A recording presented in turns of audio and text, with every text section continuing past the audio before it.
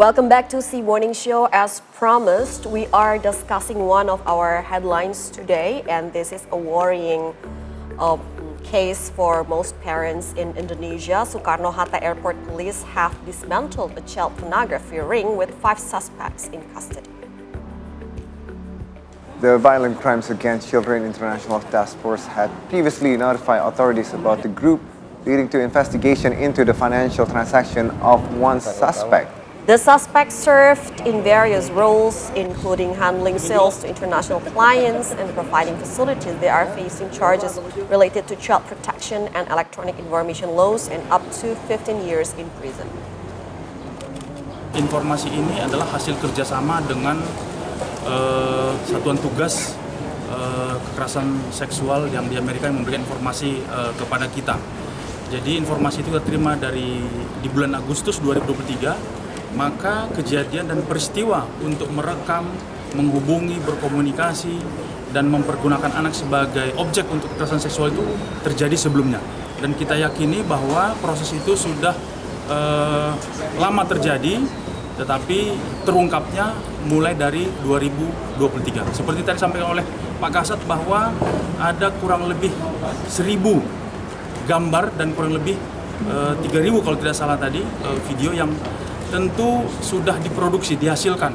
Memang produksinya dengan secara manual menggunakan peralatan handphone, dan itu bisa saja kapan terjadi dan tidak perlu memerlukan keahlian, sehingga memang kita yakini bahwa proses untuk menghasilkan, memproduksi konten yang berbau pornografi ini sudah lebih dari setahun dilakukan oleh si pelaku ini.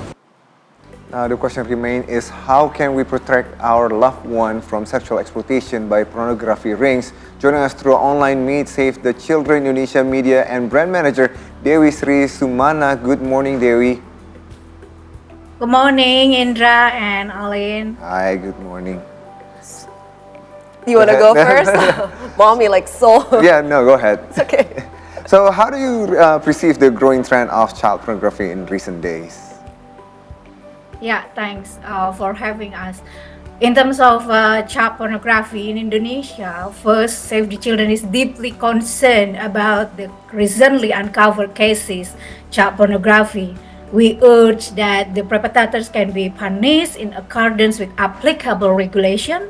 On the other hand, with the revelation of these cases, we also appreciate the hard work of various parties. We know that development of the internet and digital communication devices has transformed various aspects of our lives, including those of children and adolescents. And 95% of children aged 12 up to 17 in Indonesia access the internet at least twice a day. The report of Disrupting Harm in Indonesia 2022 found that 22% of the children had come across sexual content unexpectedly online through advertisement, social media feeds, search engine, and messaging apps. And 9% reported actively looking for such material. And the worst, 29% children send their personal information, such as full name, address, also phone number to someone even they never met face to face. So I think it is very challenging. Before this case was revealed, we didn't know that such crimes took place in Indonesia, and any children in Indonesia could be the victim of this crime. And we used to think that we have to protect children from strangers or someone they meet. But now with the social media and the internet, we have to protect them online and offline. So what should parents know and alert of this child pornography so they can protect their children? Yeah, first is the important one is parent needs to know, identify sign that a child may have been exposed to pornography. So, first, identifying sign that a child might have been exposed to pornography content requires attentiveness to behavior and emotional changes. Sign may include such as like a child may display knowledge or use language beyond their age regarding sexual content, and changes in behavior such as sudden shift in behavior, withdrawal, aggression, or excessive security, and also have a physical symptom, for example, like nightmare or have a sleep issue. And the parents will, first thing first, if they facing this kind of situation, is stay calm and open. So approach the child calmly, creating an environment where they feel safe to share, because based on the research, mostly 56% children are not reporting when they are receiving harass in social media. And also, parents need to have ask open-ended questions, encourage the child to talk about their experience without judgment, and using, like open-ended question, have a dialogue with the children. And this is important one that maybe rarely parents do. Listen actively to children, pay attention to child feelings and thoughts, ensuring they feel heard and understood. And then when parents already know that children facing the negative content, first thing first is limit the access of the mobile phone, restrict access to inappropriate content, and employ parental controls on the digital device, because the digital device already set up the parental controls about this as well. Educate, and if the worst, seek professional help and report. All right. So earlier, Dewi, you mentioned about open-ended questions. No, we are both Yeah. parents. I don't know about you, but I'm having difficulties just asking some questions. Can you give us some clue or some examples of like how I can have an open discussion with my daughter, or like how do I approach these kind of things? Because again, I have a daughter, so it's not something that she probably wanna. I mean, she understand like which part is like a no or is okay, and she probably can open up better with her mom. But at the same time, I was just wondering like how can I approach this with an issue with my daughter, just to see and approach this. Yeah, actually, Indra, what you mentioned is also reported in the Disrupting Harm report. So most of the children, 8%, they only report to their mom instead of their dad. Also, in terms of ask open-ended question, this is need to have, like to be a buddy of a children at home, like discussion with them, asking if they have any bad feelings, or if they have any something that need to talk.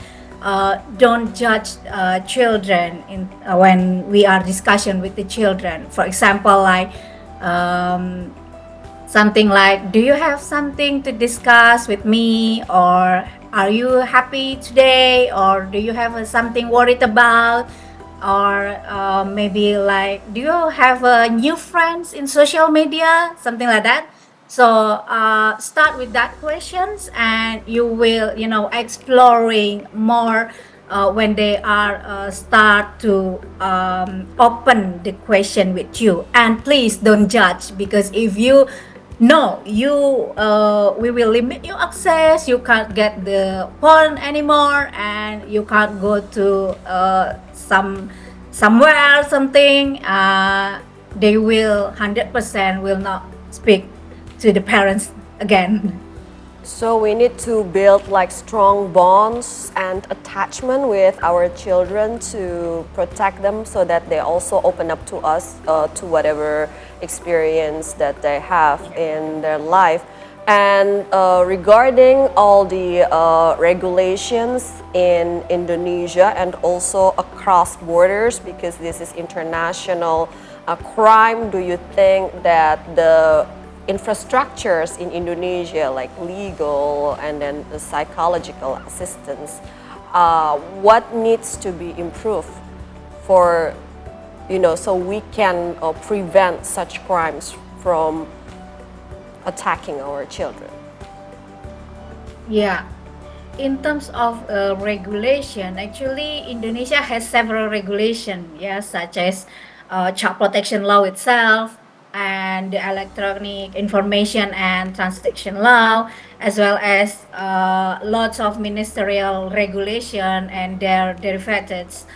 However, the main challenge with all this regulation is the implementation and the importance of their interconnectedness to enable comprehensive on handling and prevention and enhance the effectiveness of this regulation. So Save the Children Indonesia just recently we kick off our first click program. This is a one-year program aimed to strengthen the child protection system to ensure children are safeguarded in digital world. And one of the approaches is legal form, where we will strengthen regulation related to child protection in digital world by involving the participation of children. And in terms of infrastructure, this is also need to improve nationally, because also this is such a huge and serious issue in Indonesia. So I think the government needs to prioritizing on improving the law enforcement in Indonesia as well. All right. So it was interesting. You mentioned that the Save the Children. You mentioned earlier you guys involved in working with the government. Can you give us an idea? I'm sorry if I'm not familiar with this. Like, what is Save the Children, and then how are you guys involved with all these things, and then what's your range of work, scope of work, and then so we can understand better, and then how can you guys give us guidance, like for parents or for schools, or how do you guys work? Yeah, so as I mentioned, through our first click program, we will have a 1-year program to strengthen the child protection system to ensure children are protected in online. There are three big strategy. First is about the improving the legal reform. Second is about awareness, leveling up the awareness, and third is about to ensure involvement of the parents and community surrounding. And yeah, we work a lot with the government and also the community, and don't forget we work a lot with the children, because in this issue is a very sensitive issue. We need to hear from children in terms of their experience and also in terms of their ideas about the digital improvement itself. So those are three big approach that what Save the Children doing through First Click program. So we have to come all together from the family, home, community, school ecosystem, government to protect our children. So I was wondering that, gee, how can so I was wondering how can we strengthen the collaboration between all related parties to make sure that we have these children well protected or alerted that such crimes exist. Sometimes we find it difficult, right, to communicate with them. How can we explain to them such horrific crimes? We know we want to protect them, but at the same time when we communicate it, when we should like deliver this horrifying information to them. I find it challenging. Yes, Then you have to explain so many phenomenon. Yeah, totally 100% agreed with you, Alan. So actually, this issue is such as a huge issue and a serious issue. That's why we really need a collaborative effort. and should be a priority for Indonesia. Zero tolerance for all the abuses in online and sexual harassment in online. That's why the integration of every service and reporting mechanism is crucial in this situation. Not only that, in terms of the responding of this case, the capacity of service staff regarding on child online protection is very also important to ensure that cases of online child sexual exploitation and abuse can be handled appropriately and swiftly. Because if, for example, like when we manage the cases, for example, there are some children identities published, there will be another vulnerability for them, like bullying or discrimination. So that's why, in terms of the management cases, really need to have capable staff to do on these management cases.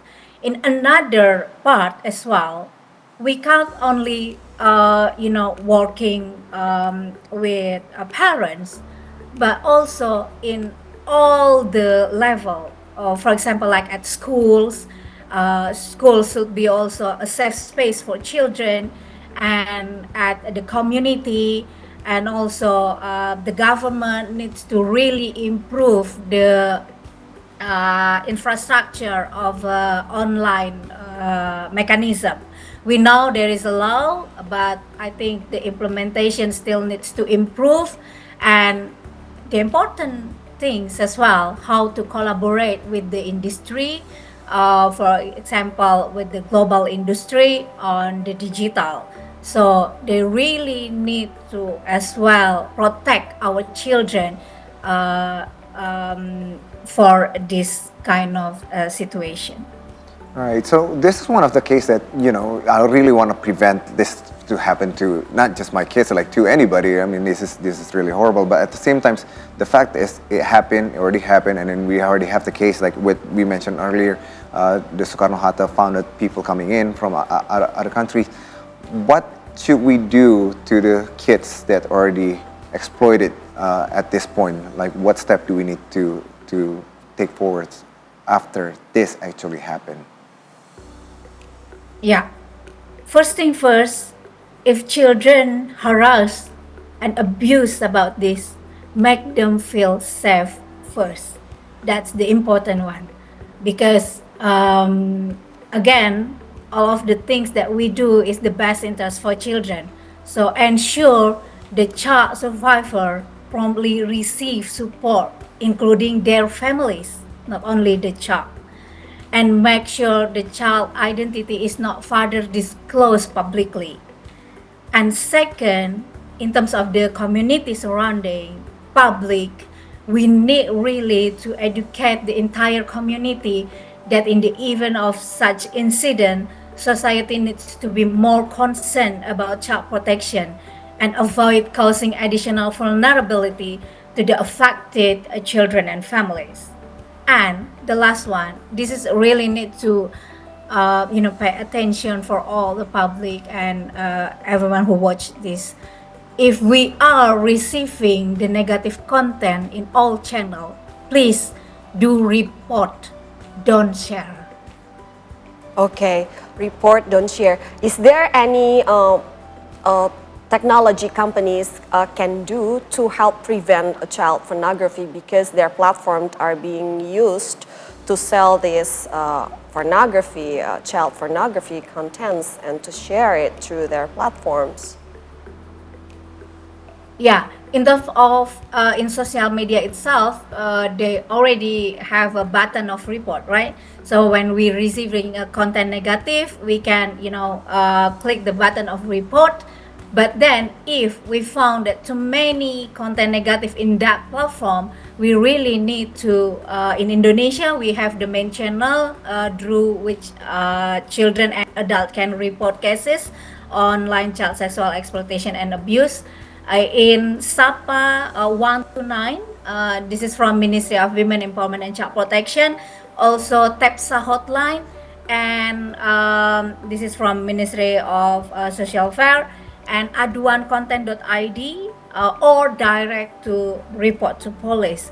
So already a lot of channel to report, but again, if you really have a concern about the child pornography and child online sexual abuse, exploitation, please do report to Sapa 129, the helpline for children and adults as well.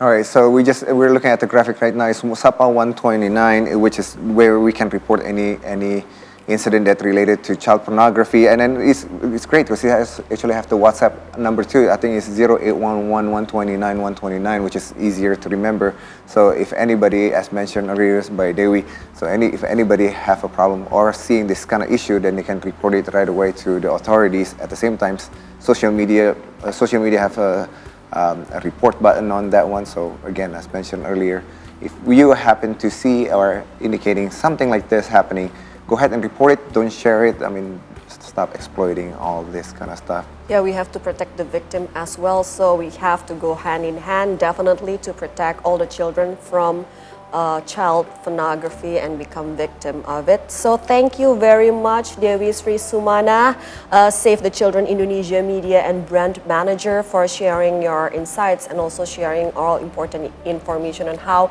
we can prevent child pornography in Indonesia and elsewhere in the world, because this is international crimes. Yes.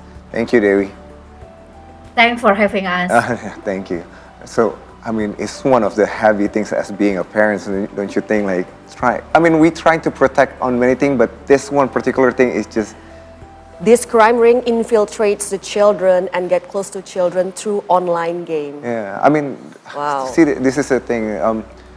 Sometimes we underplay how sexual exploitation, it changed the psychology of a child. And it's like she mentioned earlier, it can create trauma, nightmares, and stuff like that. And the video is being spread. We cannot control the spread of the video through chat platforms, right? All right. As well as social media. All right, well, with that, we are set for another commercial break for right now. When we return, we'll bring you updates from around the world.